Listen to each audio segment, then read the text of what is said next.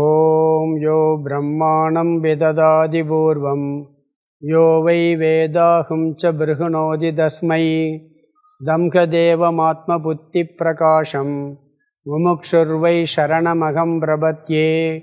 ஓம் நமோ பிரம்மாதிப்யோ பிரம்ம வித்யா சம்பிரதாய கர்த்ருப்யோ வம்ச ரிஷிப்யோ மகத்யோ நமோ குருப்யக சர்வோபப்ளவரஹிதக பிரஜானகணக பிரத்யகர்த்தோ பிரம்மைவாகமஸ்மி. ஓம் பிரம்மானந்தம் பரமசுகதம் கேவலம் ஞானமூர்த்திம் த்வந்த்வாதீதம் ககனசத்ருஷம் தத்துவமஸ்யாதிலக்ஷ்யம் ஏகம் நித்யம் விமலமஜலம் சர்வதி சாட்சிபூதம் பாவாதீதம் திரிகுணரகிதம் ஷட்குரும் தம் நமாமி. குருர் பிரம்மா குருர் விஷ்ணு குருர் தேவோ மகேஸ்வரக குரு சாட்சாத் பரம் பிரம்ம தஸ்மை ஸ்ரீ குரவே நமக. ஓதற்கு எளிதாய் உணர்தற்கு அரிதாகி வேத பொருளாய் மிக விளங்கி தீதற்றோர் உள்ளுதரும் உள்ளம் உருக்குமே வள்ளுவர் வாய்மொழி மாண்பு. கடவுள் வாழ்த்து எல்லாரும் சேர்ந்து படிக்கலாம். அகர முதல எழுத்தெல்லாம் ஆதிபகவன் முதற்றே உலகு கற்றதனால் ஆயபயன் என்கொல்வாளறிவன் நற்றால் தொழார் எனின் மலர்மிசை ஏகினான் மானடி சேர்ந்தார் நிலமிசை நீடு வாழ்வார் வேண்டுதல் வேண்டாமை இலானடி சேர்ந்தார்க்கு யாண்டும் இடும்பை இல இருள் சேர் இருவினையும் சேரா இறைவன் பொருள் சேர் புகழ் புரிந்தார் மாட்டு ஒரிவாயில் ஐந்தவித்தான் பொய்தீர் ஒழுக்க நெறி நின்றார் நீடு வாழ்வார் தனக்கோமை இல்லாதான் தாழ் சேர்ந்தார் கல்லால் மனக்கவலை மாற்றலரிது அறவாளி அந்தணன் தாழ் சேர்ந்தார் கல்லால் பிறவாளி நீந்தலரிது கோளில் பொறியில் குணமிலவே என் குணத்தான் தாளை வணங்கா தலை பிறவி பெருங்கடல் நீந்துவர் நீந்தார் இறைவனடி சேராதார். நீத்தார் பெருமை முதல் 5 குறள் படிக்கணும். நான் சொல்ல சொல்லுங்க. ஒழுக்கத்து நீத்தார் பெருமை விழுப்பத்து வேண்டும் பணுவல் துணிவு துறந்தார் பெருமை துணை கூறின் வையத்து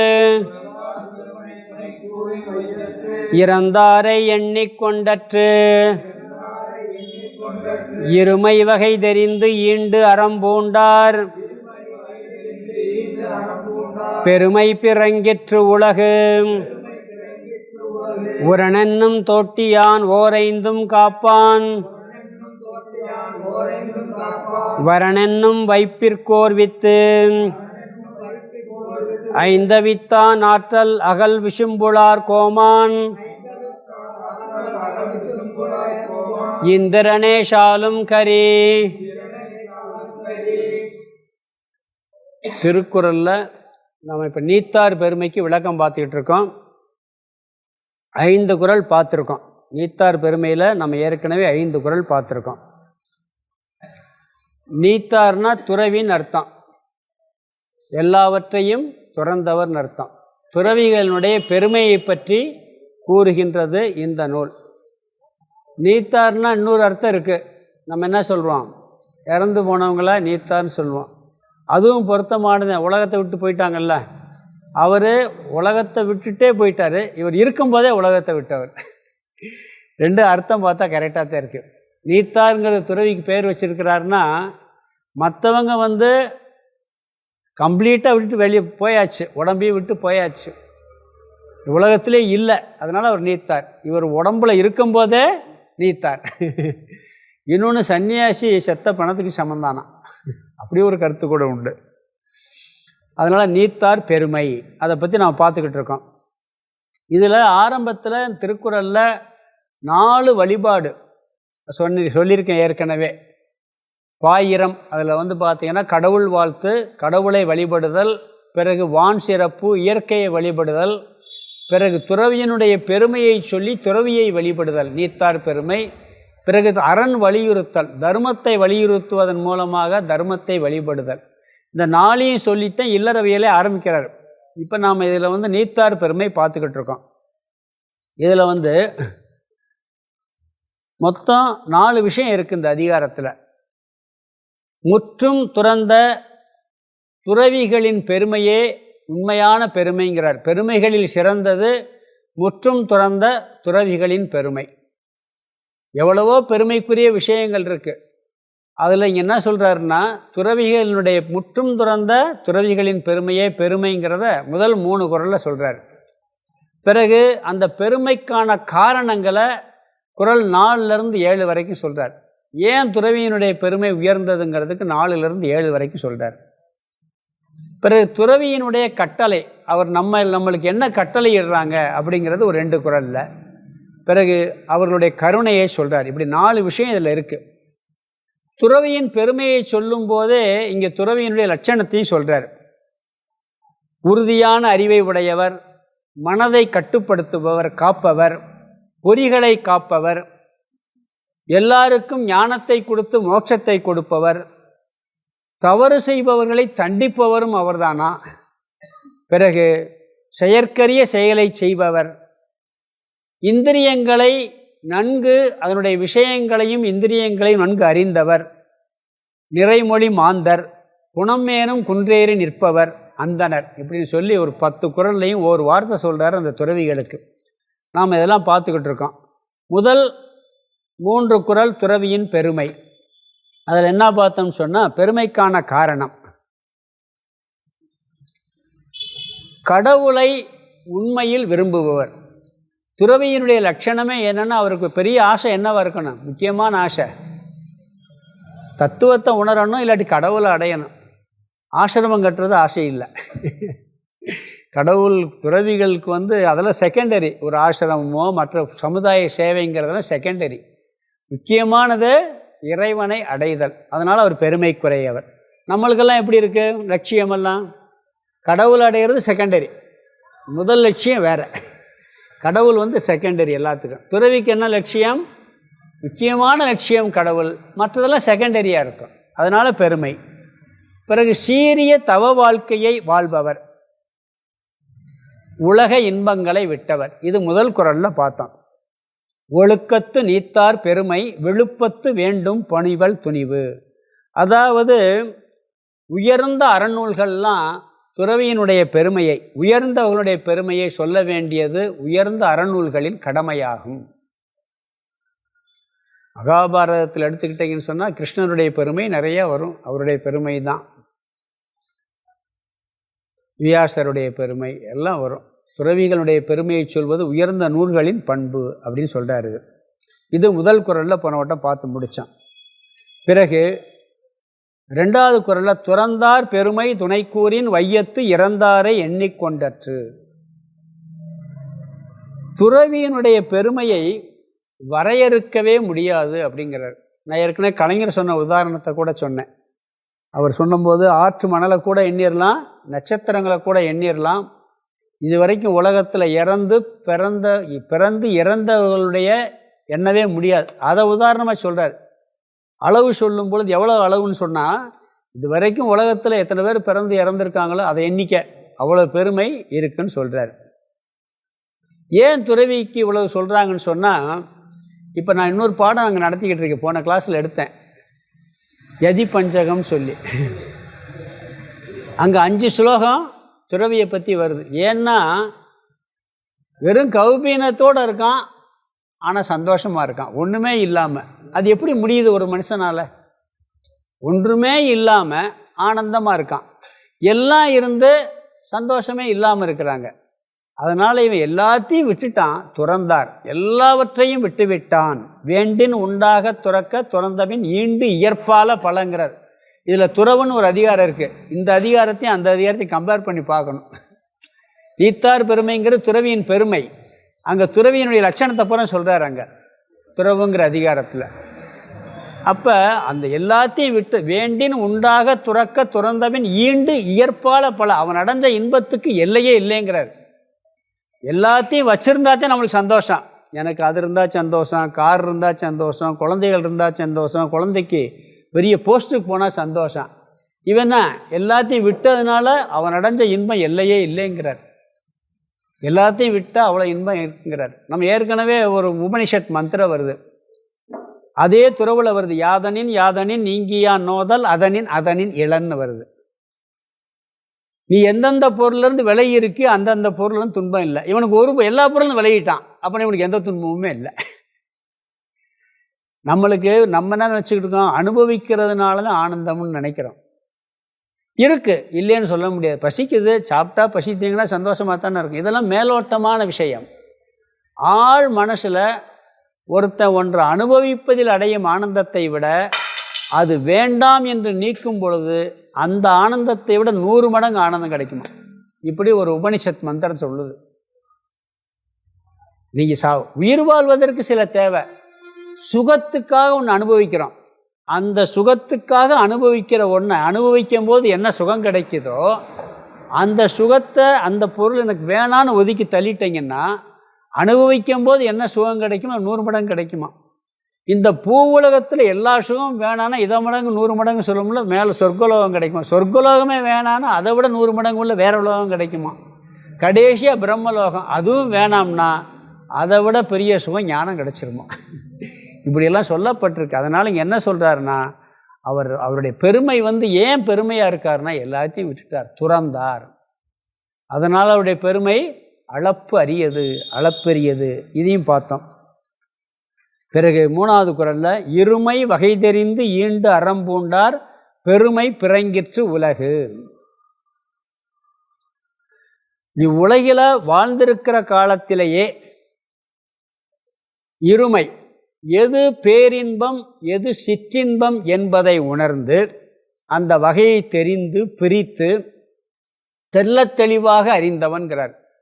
நல்லது எது கெட்டது எது, நன்மை எது தீமை எது, விருப்பு எது வெறுப்பு எது, இப்படி ரெண்டையுமே பிரித்து, இருமைன்னு சொல்கிறேன், நலம் கேடு எல்லாவற்றையும் பிரித்து ஆராய்ந்து அறிந்து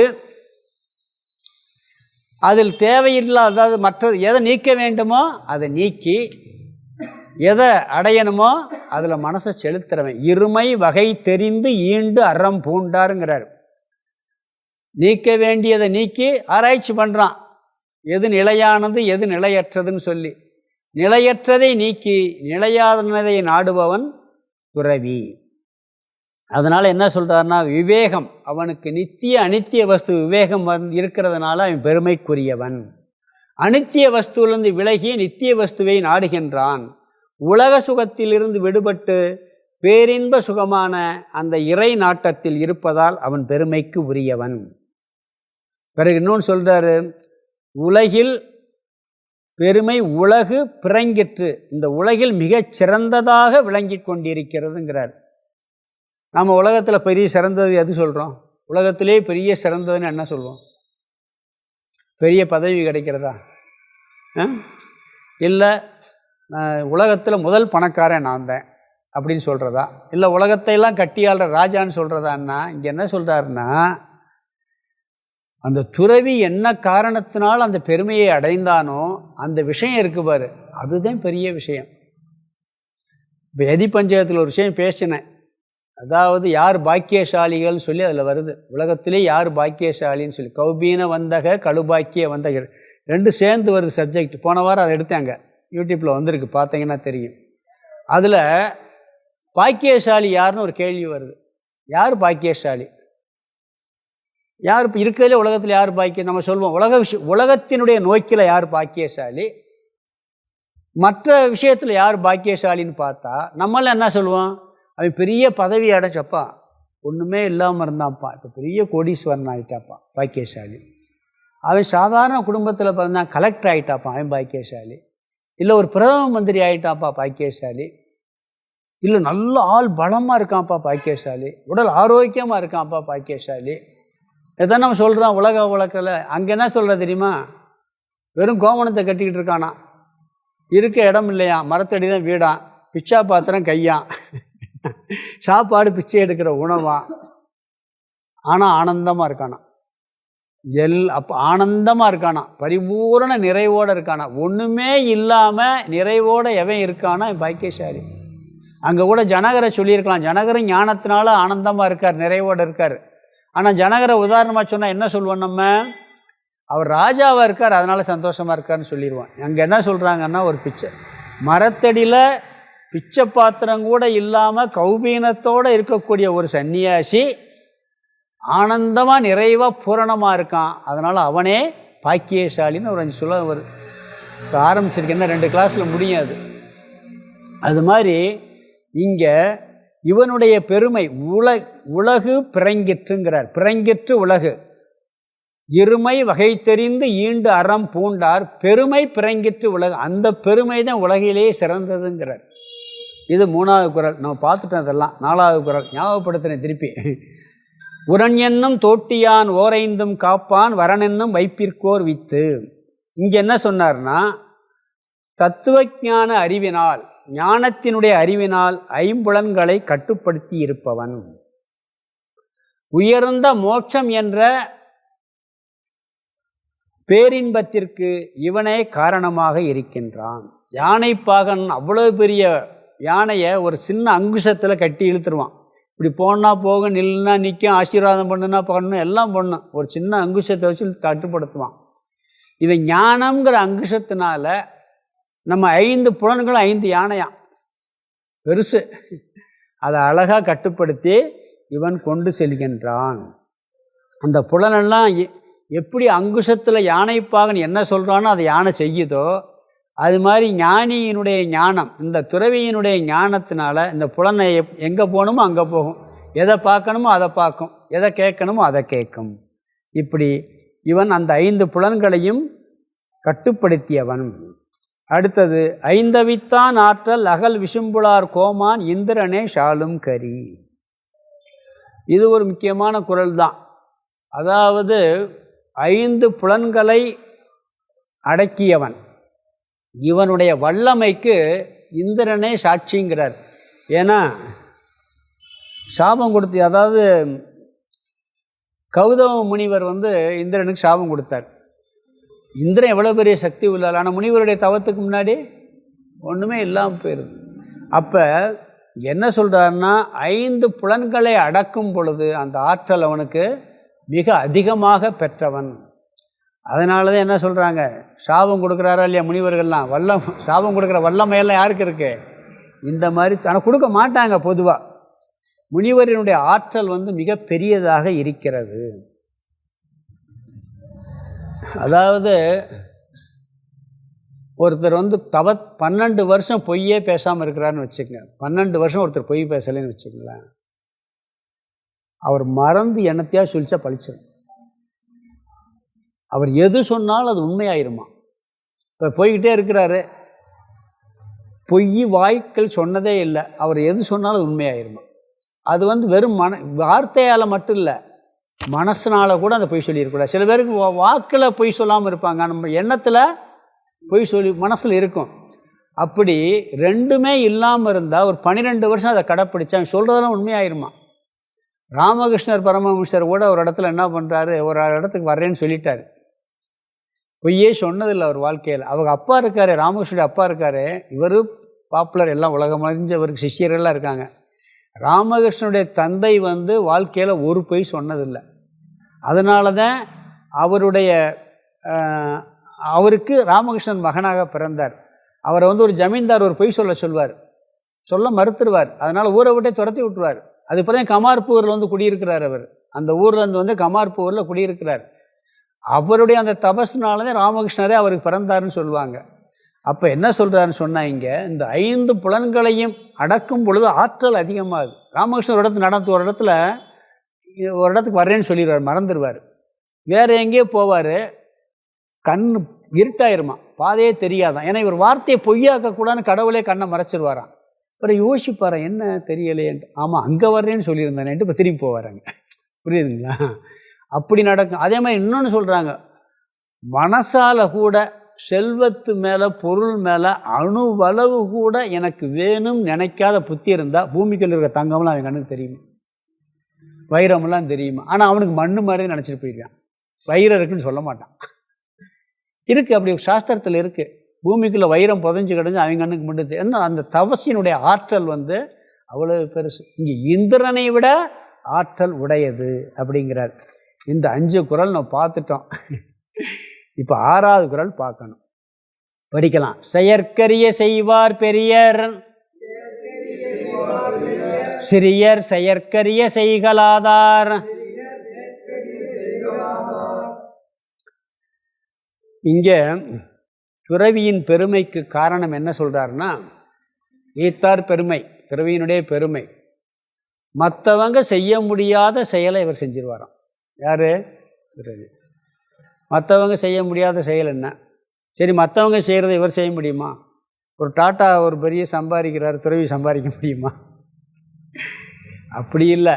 அதை யார் வேணாலும் செய்யலாம், இன்னொருத்தையும் செஞ்சிடலாம். துறவி செய்கிற செயல் இருக்கே, அது மிகப்பெரிய ஆற்றல் உள்ளதுங்கிறார்.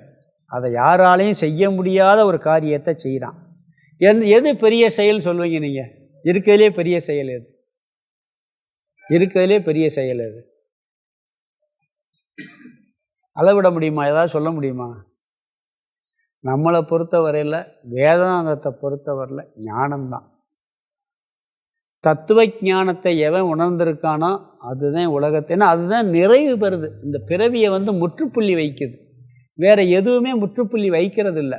அது மட்டும் இல்லை, பெரிய செயல் செய்கிறது கொஞ்சம் பேர் தான் இருப்பாங்க. சின்ன செயலை எல்லாரும் செய்வான்.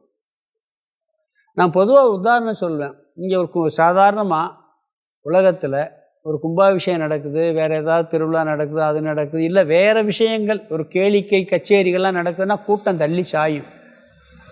கும்பாபிஷேகத்துக்கு கூட கூட்டம் நிறையா போகும், ஏன்னா புண்ணியம் கிடைக்கும்னு சொல்லி. தத்துவத்தை பற்றி பேசுனா யாரும் வரமாட்டாங்க. ஏன்னா அது அரியது, கடினம், புரிவதே கடினம். அப்படி கடவுள் தத்துவத்தையும் தன்னுடைய தத்துவத்தையும் அறிந்த ஒருவன்தான் இந்த ஞானி, ஞானத்தை அடைந்த துறவி. அது மட்டும் இல்லை, அவன் யமம், நியமம், பிராணாயாமம், யோகம் எல்லா பயிற்சியும் பண்ணி மற்றவங்களை விட பெரிய காரியத்தை சாதித்து மன தூய்மை பெற்று தத்துவத்தில் வந்திருக்கின்றான். வேதாந்தத்துக்கு பார்த்தீங்கன்னா, இப்போ எல்லோரும் 1000ல் ஒருவன்னா பெருமையாக, ஒரு 1000ல் ஒருத்தன்ப்பான்னு சொல்கிறோம்ல, சொல்கிறோமா இல்லையா? நாமளும் எத்தனை இல்லை ஒருத்தர் தெரியுமா? இந்த சச்சங்கத்துக்கு 10 லட்சத்தில் ஒரு ஆள்னு சொல்வேன் நான். 10 லட்சத்தில் ஒரு ஆள் கூட சொல்லலாம். லட்சத்தில் ஒருத்தன்னு சொல்லுவோம் பாருங்கள். வேதாந்தத்துக்குள்ளே நுழையிறவனே லட்சத்தில் ஒருத்தனாக தான் இருப்பான்.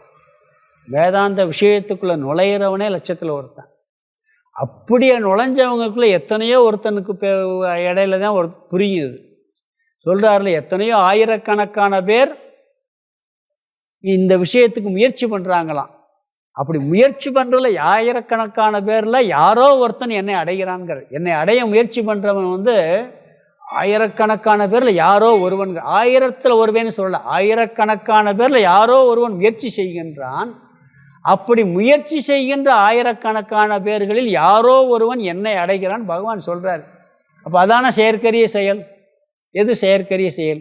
முயற்சி பண்ணுறதே செயற்கரிய செயல். யார் முயற்சி பண்ணுறா? உண்மையை தெரிஞ்சுக்கணும், தத்துவத்தை புரியணும், ஞானத்தை அடையணும் அப்படின்னு யார் முயற்சி பண்ணுறா? அந்த எண்ணமே வர்றதில்லை. வருதா இருக்காது? நான் எல்லா இடத்துலையும் ஒன்று சொல்லுவேன். என்ன சொல்வேன்னா, நாளைக்கு என்ன வேணும், பிற்காலத்தில் நாம் எப்படி இருக்கணுங்கிறதுக்கு முயற்சி எல்லாரும் பண்ணுறோமா இல்லையா? ஒரு 10 வருஷம் கழித்து நான் பணமெல்லாம் இருக்கணும், குழந்தைகள்லாம் எனக்கு வசதியாக இருந்தால் எனக்கு சேஃப்டி, என்னை பாதுகாக்கணும்னு நினச்சி எல்லா முயற்சியும் பண்ணுறோம். தெரியுமா 10 வருஷம் வரைக்கும் இருப்போம்னு? நாம் இன்னும் 10 வருஷம் கழித்து இருப்போம், இல்லை 50 வருஷம் இருப்போம் தெரியுமா? நாளைக்கு போகலாம், 50 வருஷம் நினைக்கிறோம், 100 வருஷம் கழித்து போகலாம். நாம் எவ்வளோ நாள் இருப்போம்னே தெரியாது. ஆனால் பின்னாடி இவ்வளவு நாளைக்கு தேவைங்கிற முயற்சி அத்தனை மனிதர்களும் முயற்சியில் ஈடுபட்டு செஞ்சுக்கிட்டே போகிறாங்க. ஆனால் மரணம்னு ஒன்று கட்டாயம் வரும், எல்லாருக்கும் தெரியும். வருமா வராதா? அதை பற்றி ஆராய்ச்சி பண்ணுறது யார்? தெரிஞ்ச ஒன்றை பற்றி யோசிக்கிறதே இல்லை. அதை எவன் யோசிக்கிறானோ அவன் தான் பெரிய, அதுதான் செயற்கரிய செயலுங்கிறார். அது மட்டும் இல்லை, இவன் எதை சொல்கிறான்னு அதை செஞ்சிடுவான். சும்மா சொல்வதை செய்வோம் செய்வதை செல்வோம் வெறும் வாயில் சொல்கிறதில்ல. இவன் ஒன்று நினச்சி செய்யன்னு சொல்லிட்டான்னா அதை கட்டாயம் நிறைவேற்றியே ஆவான். அதுதான் செயற்கரிய செயல் அப்படிங்கிறார்.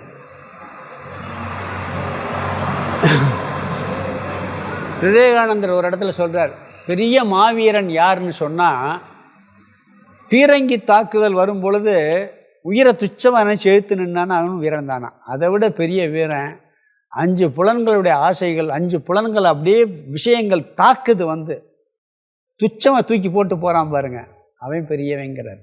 ஒரு இடத்துல வருது, ஒரு துறவியை பற்றி சொல்லும் பொழுது கர்மயோகத்தில் சொல்கிறார் விவேகானந்தர். ஒரு இளந்துறவி, அவர் என்ன பண்ணால், ஒரு வரம் நடக்குது, ஒரு இடத்துல ஒரு வரம் நடந்துக்கிட்டு இருக்கு. ஒரு சக்கரவர்த்தி, ஒரே மகள், சக்கரவர்த்தி ஒரே மகள். அந்த ராஜ்யம் பூராமே, சக்கரவர்த்தினா பெரிய ராஜ்யம், அவள் தான் வாரிசு. அதுக்கு பல நாட்டு அரசர்கள் வந்திருக்காங்க. அந்த கூட்டம் ரெடியாக நிறையா பேர் வேடிக்கை பார்க்க நிற்கிறாங்க. இந்த மாலை எடுத்து போட போகும்போது ஒரு இளம் துறவி வர்றாரு. அவர் ஏதோ என்ன கூட்டம் மாதிரி வேடிக்கை பார்க்குறாரு. இந்த பெண் என்ன பண்ணுது, போய் மாலையை அவர் கழுத்தில் போட்டு இந்த இளவரசி தூக்கி எறிகிறார். அந்த திருமணம் முடித்தா அழகான பெண், அந்த ராஜ்யமே கிடைக்குது, தூக்கி போட்டு அவர் பாட்டு நடக்கிட்டு போயிட்டே இருக்கார் அவர் பாட்டுக்க. அது லட்சணம் சொல்கிறார். அப்போ அது பெரிய செயற்கரிய செயல். அப்படி யாரும் செய்ய முடியாத பெரிய அரிய செயல்களை செய்பவன் யார்? இந்த நீத்தார் பெருமை துறவி. அதனால் அவன் பெருமைக்கு உரியவன். சரி, பெரிய செயலை செய்யாதவன் யார்? சிறியர்ன்ட்டார். அதை மட்டும் சொல்லலாம். அப்படி நீ போலேன்னு சொன்னால் நீ உலக வாழ்க்கையில் என்ன உயர்ந்த லட்சியத்தை அடைந்தாலும் சரியவன் தான்.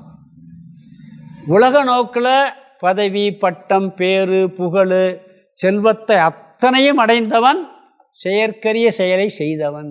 நீ இந்திர பதவி அடைஞ்சிருக்க, அது செயற்கரிய செயல் உலக நோக்கில். நீ பெரிய புண்ணியம் நிறையா பண்ணியிருக்க, அது இப்போ உலக நோக்கில் செயற்கரிய செயல். ஆனால் இந்த விஷயத்தில் இந்த எல்லாவற்றையும் விட்டு மன தூய்மை பெற்று ஞானத்தை பெற்றிருக்கின்றானே, அதுதான் இருக்கிறதுலேயே பெரிய செயல். அதை செய்தவன் யார்? நீத்தார் துறவி. அதனால் அவன் செயற்கரிய செயலை செய்தவன். செயற்குன்னா மக்கள் செய்வதற்கு அரிய, உள்ளத்தையும் உடலையும் கட்டுப்படுத்துகின்ற பொறுப்பான அரிய செயலை. செயற்கு அரிய, மக்கள் செய்வதற்கு அரியதான செயல் எது? உள்ளத்தையும் உடலையும் கட்டுப்படுத்தி ஞான விஷயத்தில் போகக்கூடிய செயல் இருக்கு, அதே அரிய செயல். அந்த அரிய செயலை செய்வார். செய்கின்றவர்களே பெரியர், உயர்ந்தோர் என்று அறிஞர்களால் போற்றப்படுவர். அது யார் பண்ணியிருக்கா? துறவி. இல்லறத்தில் இருந்து ஒருத்தன் பண்ணினாலும் அவன் பெரியவன் தான். துறவித்தில் மட்டும் இல்லை, இல்லறத்தில் கூட அந்த செயலில் செஞ்சு அந்த பெரிய செயலை செஞ்சாச்சு, யாரும் செய்ய முடியாத செயலை செஞ்சாச்சுன்னா அவனே பெரியவன். செயற்கு, மக்கள் செய்வதற்கு அரிய செயலை செய்கலாதார் ஆர்வத்துடன் செய்யாதவர் சிறியர்ன்றார். மற்றவங்களாம் யார்? சிறியர் தான். அதனால தான் துறவிகளுக்கு எல்லாருமே ஆள் மனசில், அதுக்காக ஒரு மந்திரி வர்றாரு, ஒரு பிரைம் மினிஸ்டர் வர்றாரு, எல்லாம் மரியாதை கொடுப்பாங்க, எல்லாம் பண்ணுவாங்க. ஆனால் இவனை பொறுத்தவரையில் இந்திரன் வந்தாலும் சரி, சந்திரன் வந்தாலும் சரி, எல்லாம் அவனுக்கு ஒன்று தான். யாரும் பெருசாக நினைக்க மாட்டேன். பட்டினத்தார்கிட்ட போய் அந்த ராஜா என்ன சொல்கிறாரு? பட்டினத்தார் சன்னியாசம் வாங்கி உட்காந்துருக்கும் பொழுது சொல்கிறாரா இல்லையா? என்ன வார்த்தை சொல்கிறாரு? ஏன் இப்படி சாமியாராக போயிட்டீங்க? உங்களுக்கு இருக்க செல்வம் காணலைன்னா சொல்லுங்கள், நான் கூட தர்றேங்கிறார். பட்டினத்தார் அரசனுக்கே கடன் கொடுக்குறவரான். இதில் உங்களுக்கு என்னதான் சுகம் கிடச்சி அப்படின்னு கேட்குறாரு. ஒரு வார்த்தை சொல்லுவார் தெரியுமில்ல அதில், அந்த படத்தில், நீ நாடாளும் மன்னன் நிற்க ஆண்டி அமர்ந்திருக்கிறேன் பார். அந்த வார்த்தையை சொல்லுவார். புரியுதா? அப்போ மன்னன் கூட அந்த இடத்துல நிற்கிறான்ல. நான் பார்த்தேன் நம்ம சாமிகிட்ட, எவ்வளோ பெரிய ஆட்கள்லாம் வருவாங்க. துக்ளக் ஷோ வந்தார். அவர் எவ்வளோ பெரிய ஒரு சமுதாயத்தில் முக்கியமானவர். சாமி வந்திருக்கும்போது அங்கே ரூமுக்கு வந்திருந்தார். சாமி சேர் போட சொன்னால் சேர் போட்டேன். சேரில் உட்கார மாட்டேன்ட்டார். அது மட்டும் இல்லை, மேடையில் இந்த திருக்குறள் தியானம்னு புக்கு அவர் தான் ரிலீஸ் பண்ணார். ஃபஸ்ட்டு புக்கு போடும்போது இந்த நாரதகான மேடையில் உட்காந்துருக்கார் சாமி பீடத்தில். இவர் வந்து சேரில் உட்கார சொல்கிறார். அங்கே சாஷ்டாங்க நமஸ்காரம் பண்ணுறார். சாமிக்கு நமஸ்காரம் பண்ணிட்டு கீழே உட்காந்தார். அந்த அவ்வளோ பெரிய மேடையில் கீழே உட்காந்தார். காரணம் என்ன? இவங்கெல்லாம் செயற்கரிய செயல்களை செய்தவர். அதனால் என்ன சொல்கிறாருன்னு சொன்னால், இவன் ஐம்பொறிகளையும் அடக்கி மற்றவர்கள் செய்ய முடியாத செயல்களை செய்வதால் இவனே பெரியவன், அப்படி இல்லாதவன் சிறியவனே அப்படிங்கிறார். அடுத்த குறள் 7. சுவை ஒளி ஊறு ஓசை நாற்றம் என்று ஐந்தின் வகை தெரிவான் கட்டே உலகு.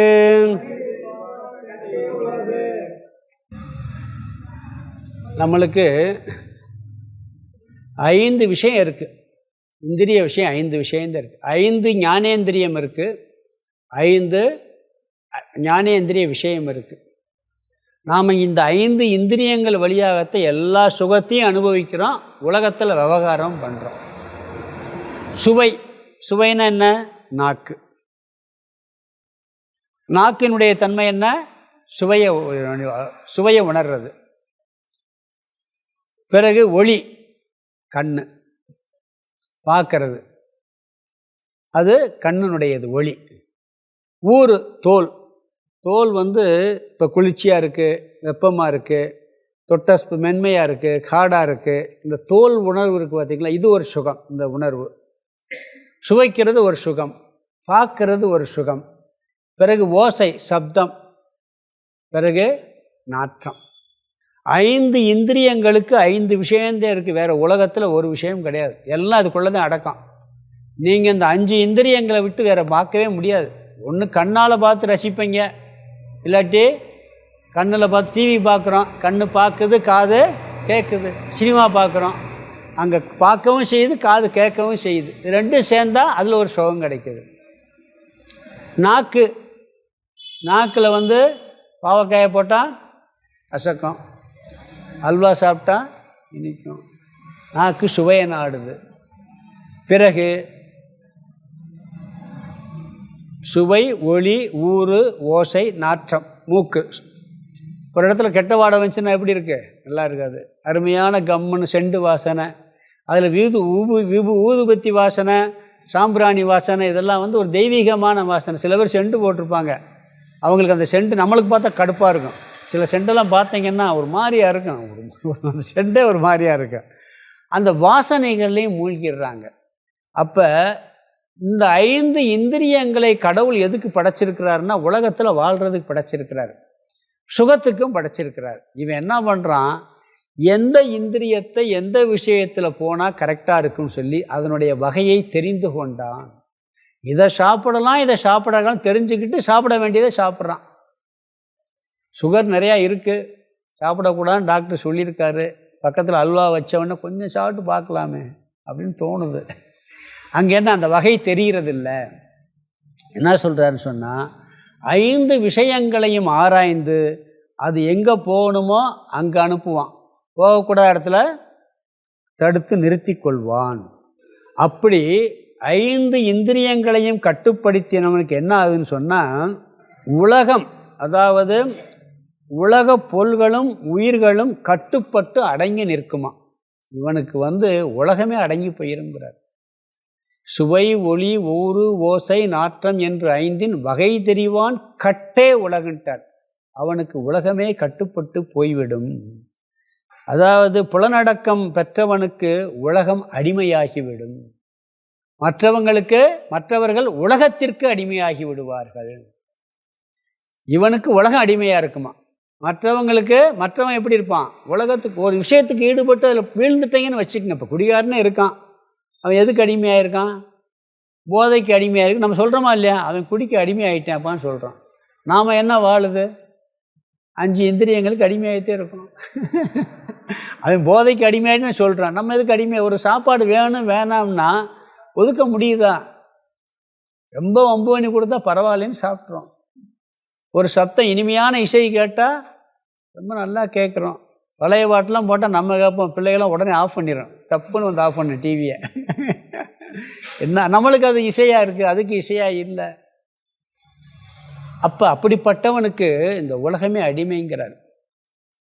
விவேகானந்தர் அமெரிக்காவில் போயிருக்கிற பொழுது அவரை ரொம்ப கேலி கிண்டல்லாம் பண்ணி அவருக்கு மரியாதையே கொடுக்கல. ஆனால் ஒரு இடத்துல போய் ஒரு அம்மா வீட்டில் தங்க வச்சுருக்கும் போது, இந்த மாதிரி ஒரு பெரிய ஞானி வந்திருக்கிறாரு, நீங்கள் அவர் பாருங்கன்னு சொல்லுது அந்த தங்கியிருக்க வீட்டில். ஒரு பெரிய அந்த அமெரிக்காவிலேயும் பெரிய கோடீஸ்வரர். இன்னும் இவெல்லாம் ஒரு என்னமோ கட்டிருக்கானோ, காவியை கட்டிக்கிட்டு என்னமோ சாமியார் கிண்டல் பண்ணுறாரு. அவர் மதிக்கலை அவரை. இவர் உட்காந்த உடனே அவர் லைஃபெல்லாம் அவர் சொல்கிறாரு, நீ என்னென்ன பண்ணியிருக்க, அவர் மனைவி கூட தெரியாதுங்கிற ரகசியத்தில் அவர் சொல்லி போடுறாரு. அப்படியே சாஷ்டாங்கமாக காலில் விழுகிறார் அவர். ஏன்னா ஏன் அவர் கட்டுப்படுறாங்க? அவர்கிட்ட என்ன இருந்தது? இல்லை, எல்லாம் கட்டுப்படுறாங்களா இல்லையா? உலகமே அவனுக்கு கட்டுப்பட்டு இருக்கும். அதனால் அவன் பெருமைக்கு உரியவன். நம்ம சாமியரே பார்த்துருக்கேன் நிறையா. நம்ம இதுலேயே சாமி நம்ம வீட்டில் படுத்திருந்தார். நம்ம வாத்தியார் இருக்கார், அவர் ரங்கராஜ் வாத்தியார் இருந்தார். வீட்டில் பிரச்சனை. அவர் இப்போ குழந்தை பிறந்து தனியாக இருந்தது. யாராவது எத்தனையோ பேர் சொல்லி பார்த்தாங்க, அவர் போய் கூப்பிட்டு வரல. எங்கள் வீட்டில் கீழே பாயை விரித்து அவர் சாமி இப்படி படுத்திருக்காரு, அங்கிட்ட அவர் படுத்திருக்காரு, நான் படுத்திருந்தேன். நாங்களே எவ்வளோ அட்வைஸ் பண்ணி பார்த்தா அவர் சொல்கிற கேட்கவே இல்லை. அவங்க எத்தனையோ பேர் சொல்லி பார்த்தாங்க. இவர் என்ன பண்ணார், சாமி இப்படி வீட்டில் அவர் இப்படி இருக்கார், கூப்பிட்டு வர மாட்டேறாருன்னு சொன்னேன். 2 வார்த்தை சொன்னார், சொல்லாமலாம் போய் பஸ்ஸில் கூப்பிட்டு வந்துட்டார். அப்போ அந்த சாமியோடைய வார்த்தைக்கு எவ்வளோ ஒரு கட்டுப்பட்டு, இந்த உலகமே கட்டுப்படுதுன்னு சொல்லும் பொழுது சில பேர் அப்படி இருக்கிறாங்க. சில பேர் சொன்னால் பார்த்தீங்கன்னா எல்லாம் ஆஃப் ஆகிரும். அதுக்கு காரணம் அவர்களுடைய இந்த 5 புலன்கள், 5 விஷயங்கள் இருக்குது. 5 புலன்களையும் 5 விஷயங்களில் எங்கெங்கே போகணுமோ எப்போ கட்டுப்படுத்தணும் அப்படி கட்டுப்படுத்திருக்கு. அவற்றினுடைய வகையை அறிந்துங்கிறார். 5 வகை தெரிவான் கட்டே உலகு, அவனுக்கு உலகமே கட்டுப்பட்டு போய்விடும். இதுவும் துறவியினுடைய பெருமைக்கான காரணம். பிறகு 8, 9 துறவியினுடைய கட்டளை. நிறைமொழி மாந்தர் பெருமை நிலத்து மறைமொழி காட்டிவிடும். படிக்கலாம். நிறைமொழி மாந்தர் பெருமை நிலத்து மறைமொழி காட்டிவிடும்.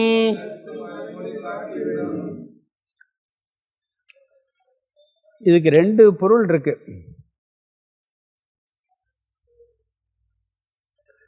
அதாவது இதுக்கு இது ஒரே தான், இன்னும் அடுத்தது. அதாவது துறவிகளுடைய பெருமையை அவர்கள் எழுதிய மறைமொழி, சிறந்த நூல்கள் அதுவே காட்டிவிடுங்கிறார். திருவள்ளுவர் யாருக்காவது தெரியுமா? அவர் எப்படி இருப்பார் தெரியுமா? நம்மளாம் ஒரு உருவத்தை போட்டு தாடியை வச்சு நம்ம என்ன பண்ணுறோம், இப்படி கையில் ஒரு ஓலையை பிடிச்சி இப்படி வச்சுருக்கோம். சில இப்போ நிற்கிறது மாதிரி ஒரு சிலை அங்கே இருக்குது. சில இடத்துல பார்த்தீங்கன்னா முன்னாடி பழைய படத்தில் பூணூல்லாம் போட்டிருப்பார். பூணூல் போட்டு விபூதி இப்படி பட்டை அடித்து படம் இருக்கும். அவர் சிவப்பா கருப்பா வெள்ளையா என்னன்னு தெரியாது நம்மளுக்கு. எதை வச்சு அவரை நம்ம எடை போடுறோம்? அவர் எழுதின நூல் மறைமொழி. அவர் எழுதின திருக்குறளை பார்த்த உடனே திருவள்ளுவர் எப்படிப்பட்டவராக இருப்பார்? அவருடைய பெருமை எது காமிக்குது? அவர் எழுதிய நூல் காமிக்குது. அப்போ அவர்கள் சும்மா போல பெரிய பெரிய துறவிகள்லாம் பார்த்தீங்கன்னா அவங்கள் எழுதிய நூல்களே காட்டிவிடும்னு சொல்லலாம். இன்னொரு அர்த்தம் என்னன்னா, துறவிகளை பற்றி மறை நூல்கள் சொல்லியிருக்கிறது, அதுவே அவருடைய பெருமையை காட்டும்னு சொல்லலாம். இப்போ ராமாயணம் எவ்வளோ நாளாகுன்னு தெரியுமா? வால்மீகி காலம். ராமாயணம் மகாபாரதம் 5000 வருஷத்துக்கு முன்னாடின்னு சொல்கிறாங்க. அப்போ 5000 வருஷமாக மகாபாரதத்துக்கு அடுத்து ஒரு நூல் இன்னைக்கு வரைக்கும் இருக்கா? அப்போ தோன்ற நூலில் மகாபாரதம் தோன்றி 5000 வருஷம், அதை விட்டுருவோம். ராமாயணம் எழுதுனது வால்மீகி, அந்த காலம் 8 லட்சம் வருஷங்கிறாங்க. ராமாயண காலம் திரேதாயுகம், துவாபர யுகம் முடிஞ்சு துவாபர யுகம் 8 லட்சம் வருஷம். அதுக்கு முன்னாடி தான் திரேதாயுகத்தில் ராமாயண காலம் நடந்துச்சு. அப்போ ராமர் வாழ்ந்த காலம் அப்போ 8 லட்சம்னா வால்மீகி வாழ்ந்த காலம் 8 லட்சம் ஆச்சு. ராமாயணத்துக்கு பிறகு எந்த நூலாக நிலச்சி நின்றுருக்கான் இப்போ மகாபாரதத்தை விட? பாருங்கள், எதாவது இருக்கா? பெரிய நூல்லாம் ஒன்றையும் காணும். ஏன்னா அந்த வால்மீகியினுடைய தவத்தினுடைய பெருமை, அவர் எழுதிய மறைநூல் அவருடைய பெருமையை காட்டி விடுகின்றது. வியாசருடைய பெருமையை, வியாசர் எழுதிய 18 புராணங்கள், மகாபாரதம், பிரம்மசூத்திரம், அதெல்லாம் அவருடைய பெருமையை காட்டும். அவர் எழுதிய நூல்களே காட்டிவிடும். சங்கரர் எடுத்துக்கங்க, பாஷ்யம் எழுதினார், 1000 வருஷத்துக்கு மேலாச்சு அவருடைய வாழ்க்கையும். அவர் எழுதுன இன்னைக்கு வரைக்கும் நிலச்சி நிற்கிதே. நீங்கள் அமுதமொழிகள் எடுத்துங்க, ராமகிருஷ்ணரை பற்றி நம்மளுக்கு அமுதமொழிகளாட்டு என்ன தெரியும்? 3 வால்யூம் ராமகிருஷ்ணன் அமுதமொழிகள், அவர் பேசின வார்த்தைகள், அது புக்காக வந்திருக்கு. அந்த நூல் மறைமொழி. அவருடைய பெருமையை அவர் சொன்ன அந்த அமுதமொழிகளே காட்டுது நம்மளுக்கு. அப்படி இன்றைக்கே வேறு ஒன்றும் இல்லை, சினிமாவுக்கெல்லாம் விருது கொடுக்குறான், சும்மா எல்லா படத்துக்கும் விருது கொடுக்குறான். எது ரொம்ப உயர்வாக இருக்கோ அதுதானே விருது கொடுக்குறான். அது மாதிரி அந்த காலத்தில் இந்த வேற பாருங்க, வேற ஆள்கள் எழுதுனெல்லாம் பெருசாக பாப்புலர் ஆகலை. வியாசர் எழுதுனது, வால்மீகி எழுதுனது, ஆதிசங்கர் எழுதுனது, திருவள்ளுவர் எழுதுனது எப்படி இருக்கு பாருங்க. 2000 வருஷமா இருக்கு, குரல் நிற்குதே. மறைமொழி காட்டிவிடும், அவர் எழுதின நூல்களே அவருடைய பெருமையை காட்டிவிடும்ங்கிறார். நிறைமொழி மாந்தர் பெருமை. நிறைமொழி அதாவது நிலத்துன்னா நிறைமொழி மாந்தர் பெருமை நிலத்து. இம்மண்ணுலகில் உள்ள நிலத்துனா இம்மண்ணுலகில் உள்ள மறைமொழி சாஸ்திரங்கள், மக்களை நல்வாழ்விற்கு செலுத்தக்கூடிய அறிவு நூல்கள், ஞானத்தை கொடுக்கக்கூடிய அறிவு நூல்கள் எல்லாம், இதெல்லாம் மறைமொழிகள். நிறைமொழி மாந்தர் உள்ளத்தின் நிறைவிலிருந்து வெளிப்பட்டது. திருவள்ளுவருடைய நிறைவிலிருந்து திருக்குறள் வெளிப்பட்டது. சங்கரருடைய மன நிறைவிலிருந்து அவர் எழுதிய நூல். வியாசருடைய மன நிறைவிலிருந்து அவர் எழுதிய நூல். வால்மீகியினுடைய மன நிறைவிலிருந்து அவர் எழுதிய நூல். இப்படி நிறைமொழி, உள்ளத்தின் நிறைவிலிருந்து வெளிப்பட்ட மொழி அந்த நூல்கள். மாந்தர் சீரிய சிந்தனையாளருடைய துறவிகளின் பெருமை சிறப்பினை காட்டிவிடும், உணர்த்தியே தீரும். அவங்க எழுதின நூலே என்ன துறவினுடைய பெருமையை காட்டிடுதுன்னு சொல்றார். எத்தனையோ காவியங்கள் வந்து போயாச்சு. இப்போ தெய்வத்தின் குரல் மகா பெரியவாள் எழுதுனது அவ்வளோ பாப்புலர் ஆகிக்கிட்டு இருக்கு. இப்போ காஞ்சி மகா பெரியவர் எழுதின தெய்வத்தின் குரல்லாம் பெருசாக இப்போ வந்துக்கிட்டு இருக்கு. இப்போ வித்யாரண்ய எழுதிய பஞ்சதசின்னு ஒரு பாடம் எடுத்துக்கிட்டு இருக்கேன் நான். அதெல்லாம் ஆதிசங்கருடைய பரம்பரையில் வந்து எத்தனையோ பேர் வந்திருக்காங்க. அவர் எழுதுன்னு நிலச்சி நிற்கிது, இப்போ பெருசாக இருக்கிறது. அந்த மாதிரி இதெல்லாம் அவங்களுடைய நூல்களே காட்டிவிடும் அப்படிங்கிறார். இந்த காஞ்சி பெரியவர் வந்து இந்த கைது பண்ண நேரத்தில் சில மோசமான பத்திரிகைகள் எல்லாம் அவரை பற்றி எளிவாக எழுதுனாங்க. அதெல்லாம் நீங்கள் எடுத்து சிறிதர் ஒரு கட்டுரை எழுதியிருந்தார் தினமலரில். ஒரு பக்கம் வந்துச்சு ஃபுல்லாக இந்த குறளை போட்டு எழுது. இது ஒன்று ஒழுக்கத்து நீத்தார் பெருமை விழுப்பத்து வேண்டும் பணுவல் துணிவு. அவங்களுடைய பெருமைகளை சொல்ல நல்ல நூல்கள். இவங்க போடுறதெல்லாம் யாரும் இது வந்து இவங்க சொல்கிறத எடுத்துக்கிறவே கூடாதுங்கிறது அது 2 குறளை வச்சு அவர் கட்டுரை எழுதியிருந்தார். அவங்க எழுதின நூல்களே அதை காட்டிவிடும். இன்னொன்று நல்ல நூல்களே அவருடைய பெருமையை சொல்லணும். சில பத்திரிகைகளில் மோசமான பத்திரிகைகளில் மோசமாக எழுதுனான்னு அதை எடுத்துக்கிற முடியுமா? யார் உயர்ந்தவங்க சொல்கிறாங்களோ அதை எடுத்துக்கிற முடியும், தாழ்ந்தவங்க சொல்கிற எடுத்துக்கிற முடியாது. அடுத்த குறள். குணமென்னும் குன்றேறி நின்றார் வெகுளீம் கணமேயும் காத்தலரிது. குணமென்னும் குன்றேறி நின்றார் வெகுளீம் கணமேயும் காத்தலரிது. இங்கே இதுக்கிட்ட 2 அர்த்தம் இருக்குது. ஒன்று வந்து துறவியின் கோபம் தோன்றிய கணத்திலேயே மறைஞ்சு போயிருமா. இன்னொன்று அவங்க கோபப்பட மாதிரி நடக்கக்கூடாது. அப்படி ஒருவேளை கோபப்பட்டாங்கன்னா அவர்களுடைய கோபம் வந்து அவங்க கோபத்திலிருந்து காத்துட்டு நம்மளை காப்பாற்றிக்கிறது ரொம்ப கஷ்டமாக. இப்படி 2 அர்த்தம் சொல்லுவாங்க. இதை சொன்னோன்னே சாமியாருக்கெல்லாம் எது கோபம் வரணும், சாமியாருக்கு கோபம் தேவையா அப்படின்னு சொல்கிறோமா இல்லைங்களா? சாமியார்னா கோபப்படக்கூடாது. இங்கே தான் என்ன சொல்கிறாருன்னு சொன்னால், இங்கே துறவியின் கட்டளை. சில நேரங்களில் அதர்மத்தை கண்டிக்கிறதுக்கு துறவிகளுக்கு அதிகாரம் உண்டு, அதர்மத்தை கண்டிக்கிறது. அப்போ இவங்க என்ன பண்ணுவாங்கன்னா அந்த கோபத்தை காமிப்பாங்க. ஆனால் உண்மையான கோபம் இல்லை அந்த நேரத்தில். அதோட சிவபெருமான் வந்து ருத்ர கோபப்படுவார்னு சொல்லுவாங்க. எதுக்கு? அதர்மத்தை அழிக்கிறதுக்கு. அந்த நேரம் மட்டும் இருக்கும். அதுக்கு பிறகு வெறுப்பெல்லாம் வராது. அந்த நிமிஷமே அதை விட்டு மறைஞ்சு போயிடும் அப்படிம்பாங்க. இங்கே என்ன சொல்கிறாருன்னு சொன்னால், இந்த நான் கடவுள்னு ஒரு சினிமா படம் வந்துச்சு பார்த்தீங்களா, அகம் பிரம்மாஷ்மின்னு. அவன் கொன்னே விடுவான் ஒரு அக்கிரமம் பண்ணுறவனை. இந்த அகோரிகள்லாம் இப்போ சன்னியாசியில் காமிக்கிறாங்களா, அவங்களாம் எதுக்குன்னா அந்த காலத்தில் இந்த முகலாயர் ஆட்சியில் ரொம்ப அக்கிரமம் பண்ணும்போது அவங்கள அழிக்கிறதுக்காகவே ஒன்றுமே இல்லாமல் மாமிசமெல்லாம் அவங்க மனுஷனை அடித்து கொண்டு சாப்பிட்றாங்க. அப்படிலாம் இருந்திருக்காங்க அந்த காலத்தில். ஏன்னா அவங்க வந்து அந்த தர்மத்தை காப்பாற்றுறதுக்கு ஒரு துறவு போட்டாங்களாம். அப்படி ஒரு கதையே இருக்குது. ஆனால் அந்த கோபம் எதுனா உண்மையான வெறுப்புனால் வர்றதில்ல, அதர்மத்தை வந்து அழிக்கிறதுக்காக வர்ற கோபமே ஒழிய இருக்குது. அந்த கோபம் ஒரு நிமிஷம்தான் இருக்குது. கணமேயும் காத்தல் அறிது. கொஞ்ச நேரத்துலேயே அந்த கோபம் எப்படிமா போயிருமா.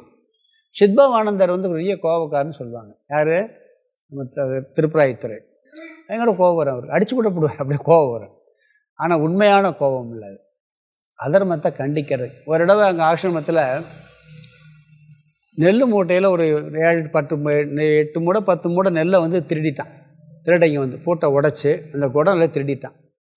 காலையில் போய் பார்க்குறாங்க, அந்த மூடை காணாம். ஆனால் அந்த மூடை தூக்கிட்டு போன இடத்துல அந்த ஓட்டை வழியாக வலிஞ்சிக்கிட்டே போயிருக்கு. அது வழியாக போனால் அது காவிரி கரை. அந்த காவிரி கரை படுகை இருக்குது பார்த்தீங்களா, அந்த புதருக்குள்ளே வச்சுட்டு போயிட்டான்.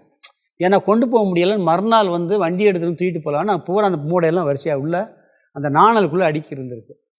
இவர் அந்த மூடையெல்லாம் எடுத்துட்டார். யார் எடுத்துட்டு எப்படி இன்றைக்கி எடுக்க வருவான், அதனால் நம்ம என்ன பண்ணால் பிடிச்சி அவனுக்கு தண்டனை கொடுத்தோன்னு சொல்கிறாரு. போலீஸில் கம்ப்ளைண்ட் பண்ணலாம். போலீஸ் சும்மா கூட்டு போயிட்டு இப்போ ஒரு அரசியல்வாதி வந்து ரெக்கமெண்ட் பண்ணி கூட்டு போயிடுவாங்க, அவன் திருடினதுக்கு தண்டனை கொடுக்கணும்னு சொல்கிறார் இவர். அதனால் என்ன பண்ணுறாங்க, சன்னியாசிகள்லாம் கம்பு கும்பெல்லாம் வச்சுக்கிட்டு நைட்டு இருட்டில் அந்த நாணலுக்குள்ளே ஒளிஞ்சிருந்தாங்களாம். அவர் சொல்லியிருக்காரு, நிறையா பேர் வரும், 10 முறை தூக்கணும்ல, என்ன நிறையா பேர் வந்திருக்காங்க. வந்தவொன்னு அடி நைட்டில் டம்முன்னு அடித்து, இதில் ஒரு சாமியார் 100 சாமியார் அடித்து மண்டையை உடச்சிட்டார் இருட்டுக்குள்ளே தெரியாமல். அப்படியெல்லாம் நடந்திருக்கு. முடிஞ்சு அவனை பிடிச்சி எல்லாம் அடித்து 4-5 பேர் எடுத்து குளித்துட்டு போயிட்டாங்க, எழுந்து கட்டி வச்சுட்டாங்க. என்ன பண்ணியிருக்கிறாரு, ஏன்ப்பா அப்படி பண்ணீங்க அப்படின்னு கேட்டிருக்காரு. அவன் சாமி எங்களுக்கெல்லாம் அந்த காலத்தில் பஞ்சம் உண்டு, சாப்பாட்டுக்கெல்லாம் பஞ்சம் உண்டு. இப்போ தான் இந்த சாப்பாட்டுக்கு இல்லைங்கிறது இப்போ கிடையாது. அந்த காலத்தில் கப்பக்கிழங்கு சாப்பிட்டுக்கிட்டு சோறு சாப்பிட்றது அபூர்வம், அரிசி சோறு சாப்பிட்றது அபூர்வம். அப்படிலாம் ஒரு காலம் இருந்துச்சு.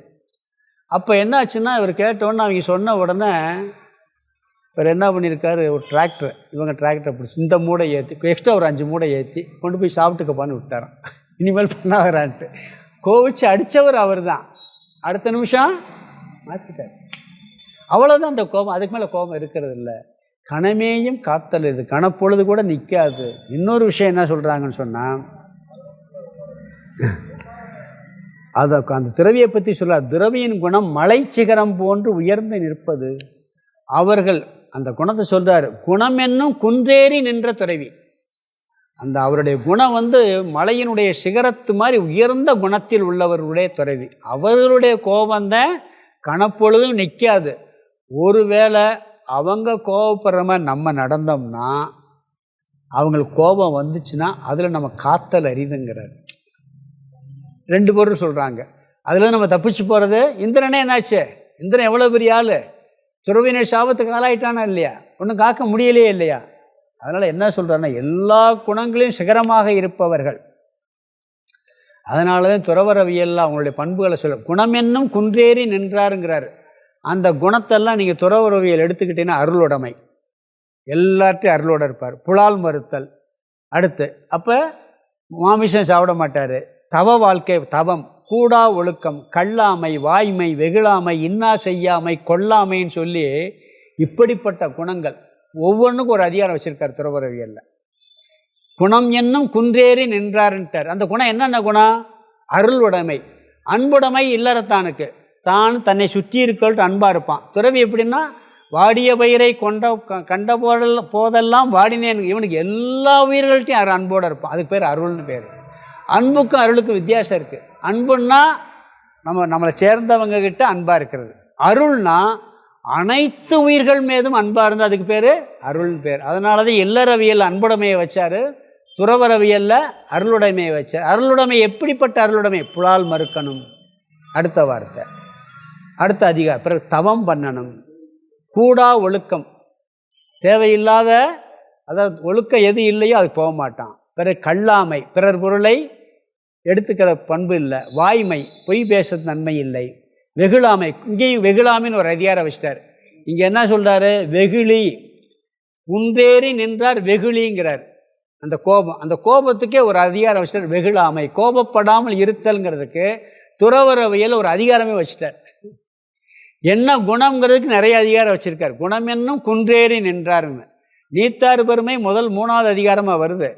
பிறகு துறவரவியல் 25வது அதிகாரம் 26 நினைக்கிறேன், அதிலிருந்து ஆரம்பித்தா இந்த குணம் என்னும் குன்றேறி நிற்கிறது என்னென்னலாம் சொல்கிறார் வரிசை. ஒவ்வொன்றுக்கும் ஒரு அதிகாரம் வச்சிட்டார் வள்ளுவர். வச்சு அப்படிப்பட்ட குணத்தை உடையவன் கோபப்பட்டால் அந்த கோபம் ஒரு கணப்பொழுதும் நிற்காது.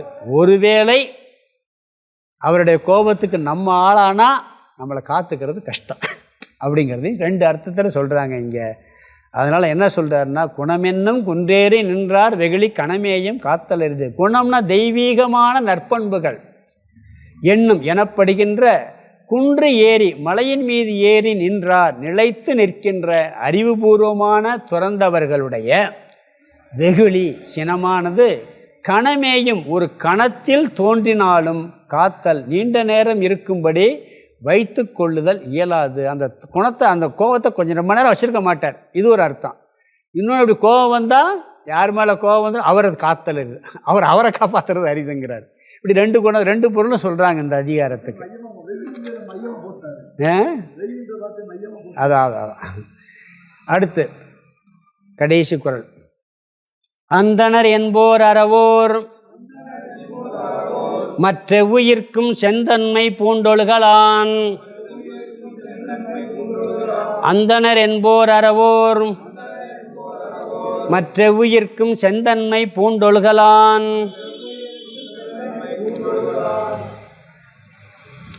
இங்கே துறவிக்கு அந்தணர்னு ஒரு பேரை சொல்கிறாரு. அந்தணர்னா என்ன அர்த்தம்? அதுக்கு லட்சணம் சொல்லிட்டார். அறவோர், அந்தணர் என்போர் அறவோர்.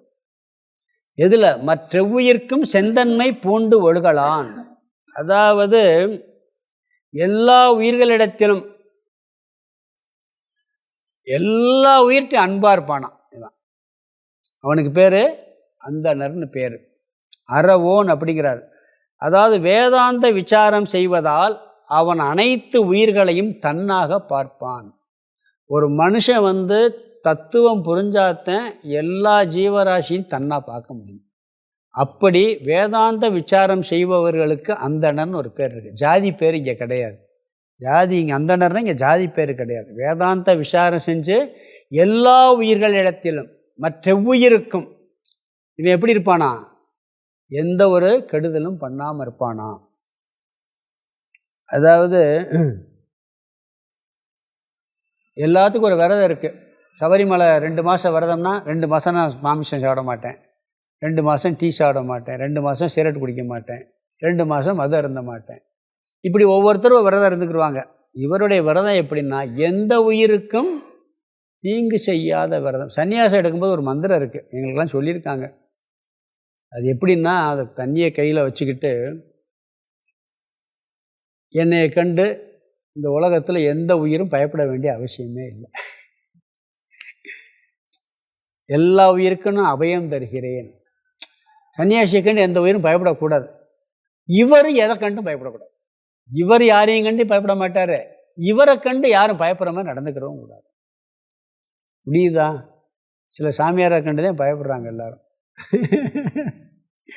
இருக்கு. ஆனால் அந்தணர்னா என்ன அர்த்தம் சொன்னால் எந்த உயிருக்கும் தீங்கு செய்யாத தன்மை உடைய அந்த விரதமே இருக்குது. இவனுடைய விரதமே என்னன்னு சொன்னால், பொதுவாக உயிர்களை கொல்ல மாட்டாங்க. சில இடங்களில் சில சன்னியாசி தர்மத்துக்காக பண்ணுறது உண்டு, உண்மையான வெறுப்பில் பண்ணுறது கிடையாது. ஆனால் இங்கே என்ன சொல்கிறாருன்னு சொன்னால், இவருடைய விரதமே எப்படின்னு சொன்னால் எந்த உயிருக்கும் தீங்கு செய்யாத தன்மை. திருவள்ளுவர் தவம்ங்கிற அதிகாரத்தில் சொல்கிறார், உற்ற நோய் நோன்றல் உயிருக்கு உருகன் செய்யாமை அற்றே தவத்திற்கு உருங்கிறார். அந்த துறவரவியலில் தவம்ங்கிற அதிகாரத்தில் என்ன லட்சணம் சொல்கிறாரு? அதாவது இவனுக்கு யாராவது துன்பம் செஞ்சால் அதை பொறுத்துக்கிடுவானாம். இவனுக்கு யாராவது கெடுதல் பண்ணால் தவத்துக்கு ஒரே லட்சணம் தான் அவர் சொல்கிறார். நிறைய இடத்துல சொல்லியிருக்கேன். தவம்னா என்னென்னா, காட்டில் போய் உட்காந்து அப்படியே கண்ணை மூடி அப்படியே ஜபம் பண்ணி புத்தெல்லாம் மூடுற அளவுக்கு தவம் பண்ணுறது கிடையாது, தவம் கிடையாது. அப்படி சொல்ல அவர். இல்லை நான் 5 வருஷம் பேசாமல் இருக்கேன், 5 வருஷம் சாப்பிடாமல் அப்படியே பட்னியாக கிடக்கேன், எலும்பு, அதை தவம்னே சொல்லலை வள்ளுவர். என்ன வார்த்தை சொல்கிறாருன்னா, இங்கே சொல்கிறாருல செந்தன்மை பூண்டொழுகலான்னு சொல்கிறார். அதுக்கு லட்சணமே தவம்ங்கிற அதிகாரத்தில் முதல் குறளை பார்த்தீங்கன்னா, உற்ற நோய் நோன்றல், உனக்கு யாராவது கெடுதல் பண்ணுனா, உனக்கு கஷ்டத்தை கொடுத்தா, இல்லை இயற்கையின் மூலமாகவே உனக்கு துன்பம் வந்தால் நீங்கள் நீக்க முயற்சி பண்ணுறீங்க. இயற்கையிலே விதிவசமாக ஒரு கஷ்டம் வருது, நீக்க முயற்சி பண்ணுறீங்க. பண்ணாலும் முயற்சி பண்ணி அதை நீக்க முடியலைன்னா தாங்கிக்கிறணுமா.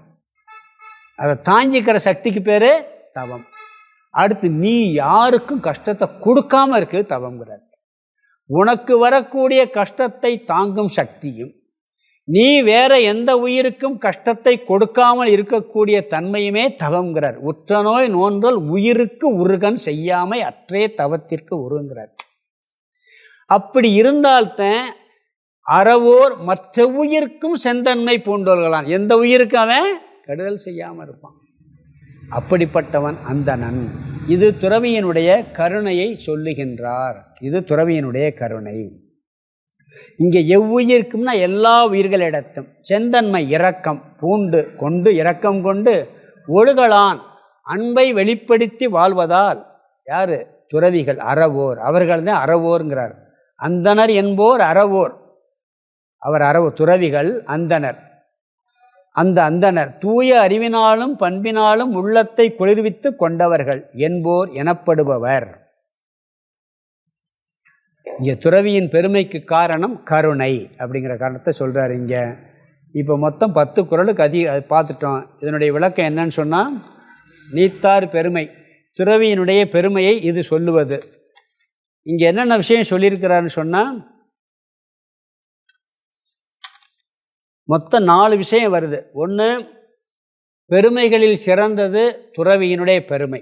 முற்றும் துறந்த துறவிகளுடைய பெருமையை இருக்கிற பெருமைகளில் சிறந்த பெருமை அவர்களுடைய பெருமை. அது முதல்ல ஒரு 3 குறளில் சொன்னார்.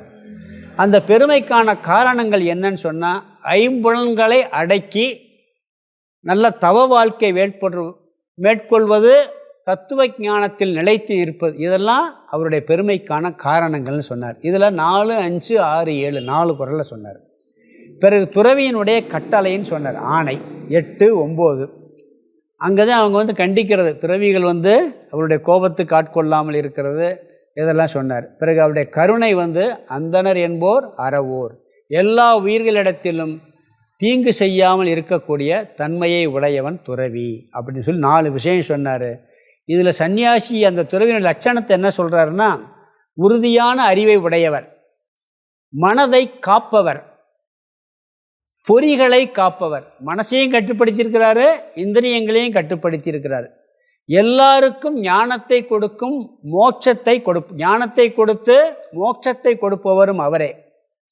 தவறு செய்பவர்களை தண்டிப்பவரும் அவரே. அங்கே தான் கோபம் வருது. பிறகு செயற்கரிய செயலை செய்பவர், பொறிகளின் வகைகளை அறிந்தவர், நிறைமொழி மாந்தர், பெரிய அரிய நூல்களை சொல்லக்கூடிய உயர்ந்த பண்பை உடையவர். குணம் என்னும் குன்று ஏறி நின்றார். இந்த துறவரவியலை சொல்லி குணமெல்லாம் சிறப்பாக ஏறி நிற்கிறவர் அந்தணர்னு சொல்லி துறவியினுடைய பெருமை, துறவியினுடைய லட்சணங்களை சொல்லி இந்த நீத்தார் பெருமையை நிறைவு செய்கின்றார்.